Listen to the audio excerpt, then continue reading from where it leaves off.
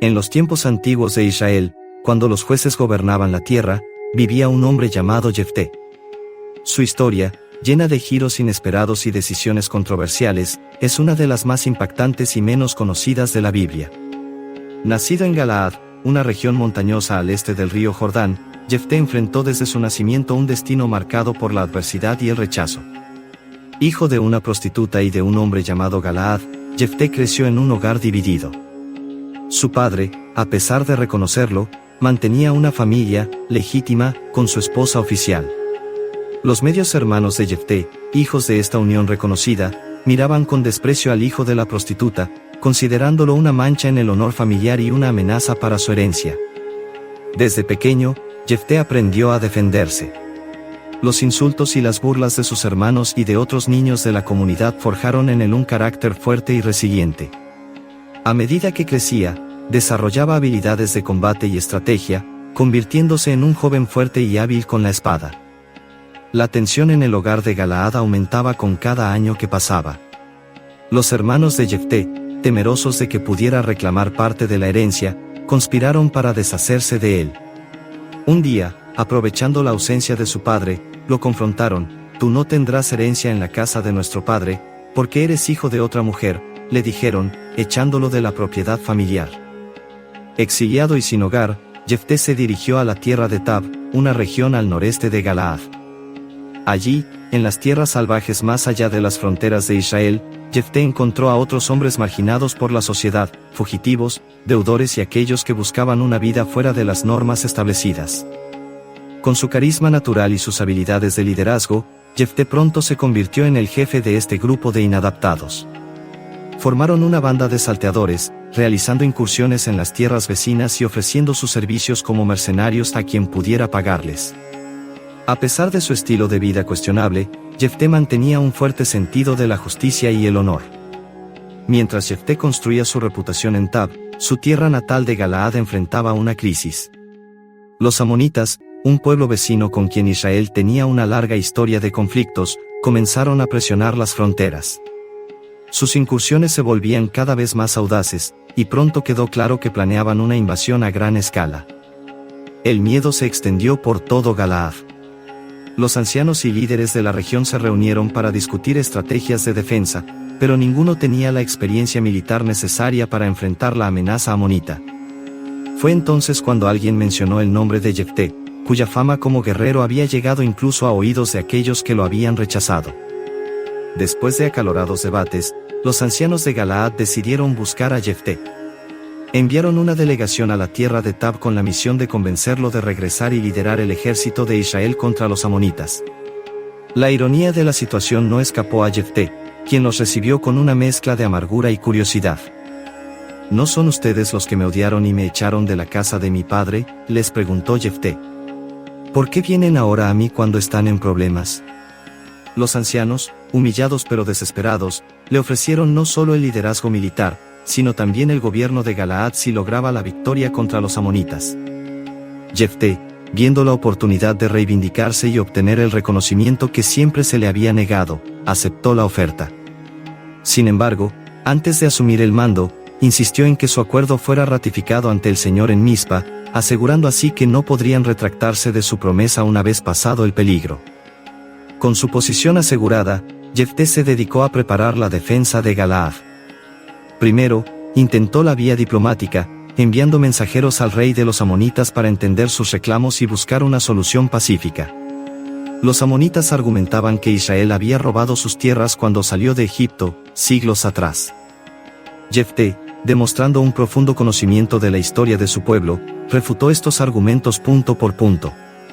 Explicó cómo Israel había respetado las fronteras de Amón por mandato divino, y cómo las tierras en disputa habían sido tomadas de los amorreos, no de los amonitas. Su elocuencia y firmeza impresionaron a muchos, pero el rey amonita se mantuvo inflexible. Viendo que la guerra era inevitable, Jefté comenzó a reunir y entrenar a sus tropas. Su experiencia como líder de bandidos resultó invaluable para organizar un ejército efectivo a partir de las tribus dispersas de Galaad. Mientras preparaba sus estrategias, Jefté se sentía cada vez más presionado por la enormidad de la tarea que enfrentaba. Fue en este momento de duda y ansiedad que Jefté cometió el error que marcaría trágicamente el resto de su vida.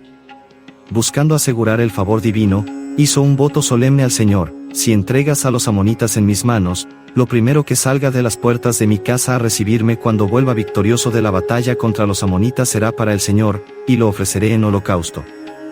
Con este voto pesando en su corazón, Jefté lideró al ejército de Israel contra los amonitas. La batalla fue feroz y prolongada, extendiéndose por varias ciudades y regiones. Jefté demostró ser un comandante brillante, utilizando tácticas innovadoras que tomaron por sorpresa a los amonitas. Finalmente, después de una campaña extenuante, Jefté logró una victoria aplastante. Los amonitas fueron derrotados y humillados, perdiendo 20 ciudades en el proceso. Israel celebró esta liberación como un milagro, y el nombre de Jefté estaba en boca de todos, aclamado como un héroe y un libertador enviado por Dios. Con el corazón lleno de orgullo y gratitud, Jefté se apresuró a regresar a su hogar en Mizpa. Mientras se acercaba a su casa, anticipaba el momento de compartir la noticia de la victoria con su familia. Sin embargo, el destino le tenía reservada una cruel sorpresa que convertiría su triunfo en tragedia.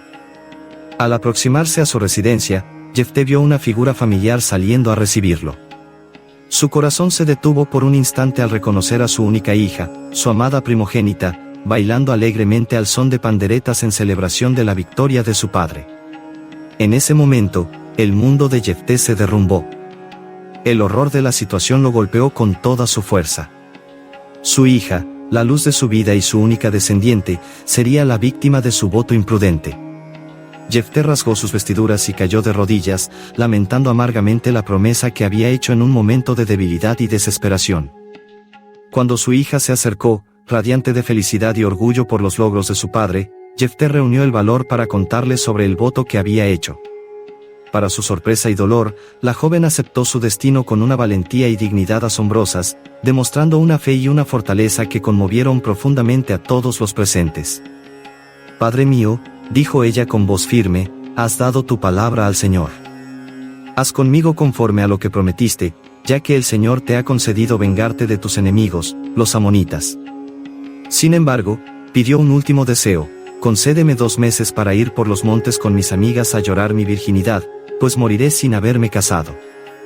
Con el corazón destrozado, Jefté accedió a la petición de su hija. Durante 2 meses, la joven y sus compañeras vagaron por las montañas de Galaad, lamentando el destino que la aguardaba y la vida que nunca viviría. Su llanto resonaba en los valles, conmoviendo a todos los que lo escuchaban y dando origen a una tradición que perduraría por generaciones. Cuando los 2 meses llegaron a su fin, la hija de Jefté regresó, fiel a su palabra. El texto bíblico es discreto sobre lo que sucedió después, diciendo solamente que Jefté cumplió con ella el voto que había hecho. Esta ambigüedad ha sido fuente de debates teológicos durante siglos, con algunos argumentando que el sacrificio fue simbólico, mientras que otros sostienen que fue literal. La historia del sacrificio de la hija de Jefté se extendió rápidamente por todo Israel, causando conmoción y consternación. Muchos cuestionaron la sabiduría y la justicia de un Dios que permitiría tal acto, mientras que otros veían en él una lección sobre los peligros de los votos imprudentes y la importancia de pensar cuidadosamente antes de hacer promesas, especialmente a Dios. En los años que siguieron, nació una tradición en Israel. Anualmente, las jóvenes se reunían durante 4 días para lamentar a la hija de Jefté, recordando su sacrificio y reflexionando sobre el alto precio del honor y las promesas precipitadas. Esta costumbre se convirtió en un momento de reflexión sobre el valor de la vida y los límites de la obediencia religiosa. La vida de Jefté después de este evento trágico fue una mezcla de éxito público y tormento personal. Continuó liderando a Israel como juez durante 6 años, defendiendo la nación contra sus enemigos. Sin embargo, la pérdida de su única hija lo persiguió hasta el final de sus días, convirtiéndolo en un hombre sombrío y atormentado. Esta historia perturbadora continúa provocando debates y reflexiones hasta el día de hoy. Teólogos, estudiosos y creyentes debaten su significado y las lecciones que se pueden extraer de ella. Algunos la ven como una crítica a las prácticas religiosas extremas de la época, una advertencia contra la interpretación literal de los votos y promesas hechas a Dios. Otros la interpretan como una lección sobre las consecuencias de nuestras palabras y acciones, y la importancia de pensar cuidadosamente antes de hacer promesas, especialmente en momentos de estrés o desesperación.